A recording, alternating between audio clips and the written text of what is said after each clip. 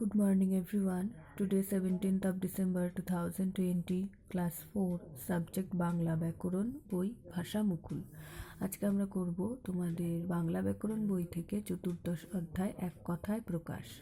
তোমাদের আগে জানতে হবে যে এক কথায় প্রকাশ কি।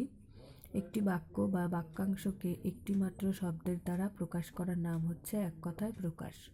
অর্থাৎ একটি সম্পূর্ণ বাক্য বা বাক্যাংশকে একটি মাত্র শব্দের দ্বারা যখন আমরা প্রকাশ করি তখন তাকে বলবো এক কথায় প্রকাশ। এখানে অনেকগুলো এক কথায় প্রকাশ দেওয়া রয়েছে, আমি সবগুলো পড়াচ্ছি না, যেগুলো আমি এখানে পেন্সিলের দাগ দিয়ে রেখেছি সেগুলোই কিন্তু তোমাদেরকে পড়তে হবে।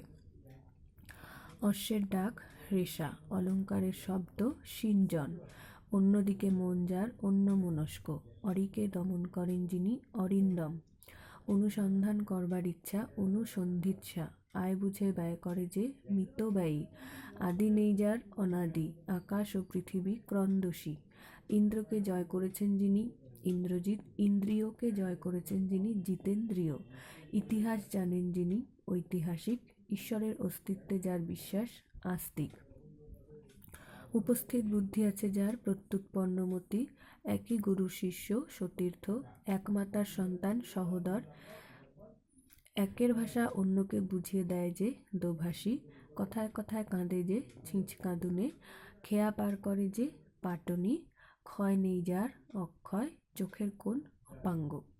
আজকের ক্লাসে আমরা যে এক কথায় প্রকাশগুলো পড়লাম, এই এক কথায় প্রকাশগুলো তোমরা কিন্তু বাড়িতে খুব ভালো করে পড়বে আর মুখস্থ করবে। এরপর আমি এখানে কিছু বাংলা বানান দিয়েছি, এগুলো অবশ্যই তোমরা পড়বে।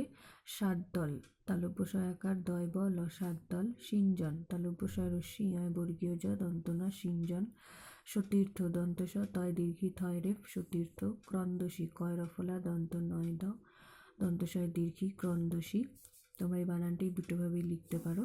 সং সপ্তক দন্তস অনুস্বার সং সপ্তক তালব্য স পয় ত ক সং সপ্তক। Thank you.